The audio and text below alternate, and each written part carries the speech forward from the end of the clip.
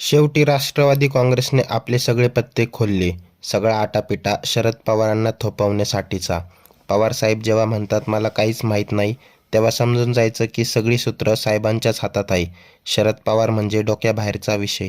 वस्ताद आहेत ते. खूप डाव असतील अजून बाकी. खरी भाजप अडवाणींची, खरी शिवसेना ठाकरेंची, तशी खरी राष्ट्रवादी पवारांची. की कायदेशीरदृष्ट्या श्री अजित पवार यांचाच पक्ष राष्ट्रवादी काँग्रेस आहे. शरद पवार यांच्या पक्षाचं नाव राष्ट्रवादी काँग्रेस पक्ष शरद पवार गट असं आहे. त्यामुळे राष्ट्रवादी काँग्रेसचं जे अधिकृत पक्षचिन्ह आणि नाव हे दोन्हीही श्री अजित पवार यांच्या पक्षाला मिळालेलं असल्यामुळं त्या पक्षाचे प्रदेशाध्यक्ष श्री सुनील तटकरे यांची प्रेस कॉन्फरन्स काही मिनिटापूर्वी संपली. ती सगळी प्रेस कॉन्फरन्स ऐकल्यानंतर माझ्या मते ह्या टप्प्यावरचे आपले सगळे पत्ते राष्ट्रवादी काँग्रेसनं खुले केले.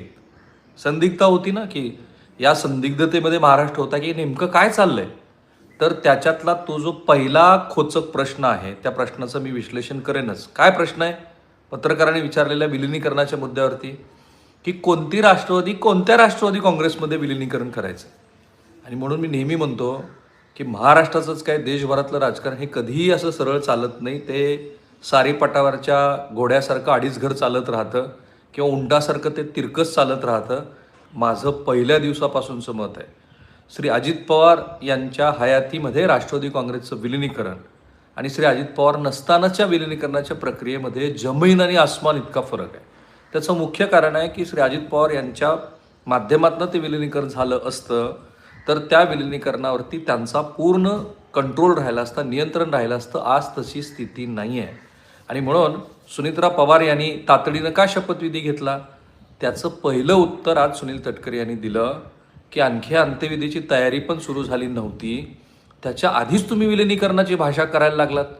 पहिला मुद्दा म्हणजे त्यांच्या बाजूनं पहिल्यांदा हे स्पष्ट केलं गेलं की सुनीत्रा पवार यांनी इतक्या तातडीनं शपथविधी का घेतला, कारण मग शरद पवार गटाकडनं राष्ट्रवादी काँग्रेसवरती वर्चस्व मिळवण्याचा प्रयत्न सुरू होता असं ते पहिल्यांदा सूचित करतात. हे सिग्निफिकंट आहे. आणि त्याच्यात त्यांनी असं सांगितलं की आम्हाला ते सूचित केलंय, सांगितलं म्हणजे सूचित केलं की आम्हाला शपथविधी घ्यावा लागला कारण तुम्ही विलिनीकरणाची भाषा सुरू केली होती.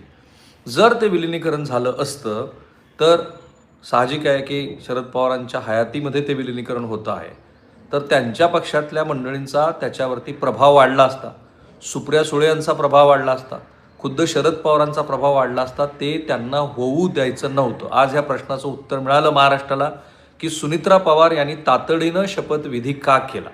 नंबर 2, त्यांना हाही प्रश्न विचारला गेला की इतकी घाई का. म्हणजे ठीक आहे की तुम्ही शपथविधीचा तुमचा निर्णय घेतला, पण मग शपथविधीच्या सोहळ्याला तुम्ही पवार कुटुंबातल्या इतर सदस्यांना का नाही बोलवलं. अत्यंत खुबीनं सुनील तटकरे यांनी ते शासकीय यंत्रणेकडे ढकलून दिलं.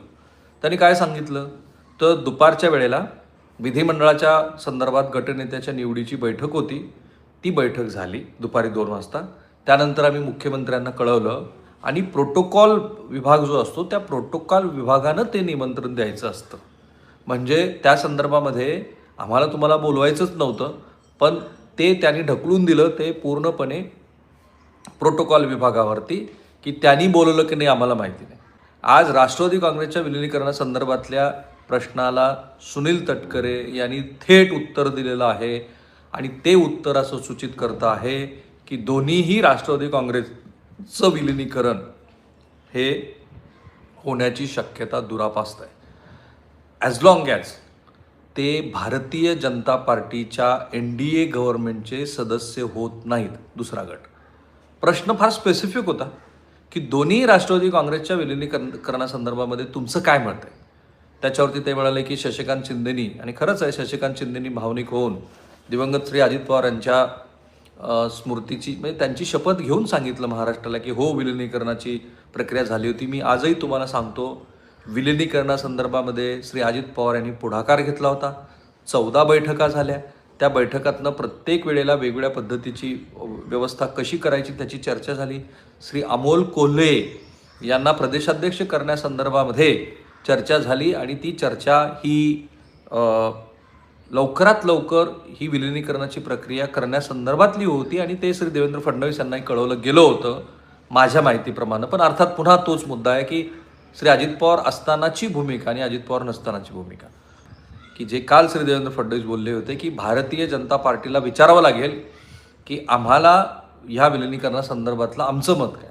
आज तीच भाषा सुनील तटकरे यांनी सांगितली की कोणत्या पक्षाचं विलिनीकरण, कारण आम्ही तर NDAचे घटक पक्ष आहोत. चर्चा खूप असतात. चर्चा अशी पण होती की श्री अजित पवार यांना ज्या पद्धतीनं भारतीय जनता पार्टीच्या राजकारणाचा पट आहे त्याच्यातनं काही थोडीशी असहाय्यता आली होती, पण माझ्या मताप्रमाणे त्याच्यापेक्षा जास्त म्हणजे काकाच्या हयातीमध्ये काकांचा पक्ष फोडून आपण काकांना त्रास दिला याच्यात त्यांना जास्त, कारण ते he was a emotional guy. So त्यांना त्याच्यामध्ये वाटत होतं की पवारसाहेबांच्या हयातीमध्येच या सगळ्या गोष्टी व्हाव्यात. त्यातनं तो पुढाकार घेतला गेला होता आणि मग खूप व्यापक चर्चा झाली, प्रत्येक मंडळींनी काय करायचं वगैरे. तिथे ही चर्चा नव्हती की आपण सत्तेच्या बाहेर जायचं, कारण राष्ट्रवादी काँग्रेस हा सत्तेच्या बाहेर कधीही राहू न शकणारा पक्ष आहे. तेव्हा ते बाहेर राहिले 2014 ते 19, तर काय झालं, त्यांचा अर्धापेक्षा जास्त पक्ष भाजपनं फोडला. त्या कॉन्टेक्स्टमध्ये कोणता पक्ष कोणत्या पक्षात विलिनीकरण करायचं ह्याबद्दलचा हा खोचक प्रश्न, हाच ह्या विलिनीकरणाच्या प्रक्रियेतला क्रक्स ऑफ द मॅटर आहे.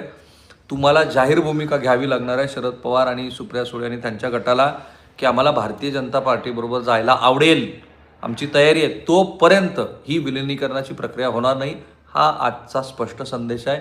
हेच पत्ते आज खुलले. दुसरा महत्त्वाचा भाग आहे की सुनित्रा पवार ह्या त्यांच्या पहिल्याच शासकीय दौऱ्यामध्ये कराडला प्रीती संगमावरती का गेल्या. कारण ज्या वेळेला महाराष्ट्राचा स्वतंत्र मंगल कलश आणला यशवंतरावांनी, तेव्हा माडखोलकरांनी त्यांना हा प्रश्न विचारला होता की हे राज्य कोणाचं, मराठ्यांचं की मराठी माणसाचं. त्याच्यावरती त्यांनी दिलेलं जे उत्तर आहे ती उत्तर आणि त्यानंतरचं त्यांचं राजकारण पाहता सगळ्या व्यापक महाराष्ट्राचं हित, शाहू फुले आंबेडकरांची विचारसरणी, जी विचारसरणी सातत्यानं अजित पवारांनी महानगरपालिकेच्या निवडणुकीमध्ये पण सांगितली. आणि मी असं म्हणतो असं नाही, तुम्हाला लातूर जिल्ह्यातल्या अहमदपूर विधानसभा मतदारसंघाचं उदाहरण देतो. त्या ठिकाणी जेव्हा विधानसभा निवडणूक झाली त्यावेळेला असं लक्षात आलं की अनेक मुस्लिम मतदारांनी भरभरून मतं टाकली राष्ट्रवादी काँग्रेसच्या बाबासाहेब पाटलांना, कारण त्यांना असं वाटत होतं की अजित पवारांची भूमिका ही, ते भलेही भाजपबरोबर गेले असले तरी अल्पसंख्याकांच्या दृष्टीनं सेफ आहे, सुरक्षित आहे. ते त्यांनी इद्रिस नाईकवाडींना विधान परिषदेचं सदस्यत्व देऊन पण दाखवली होती. हे सगळं त्यांनी केलं होतं, कारण त्या विचारधारेचा जो काही स्पेस आहे तो स्पेस हा राष्ट्रवादी काँग्रेसकडे ठेवायचा आहे.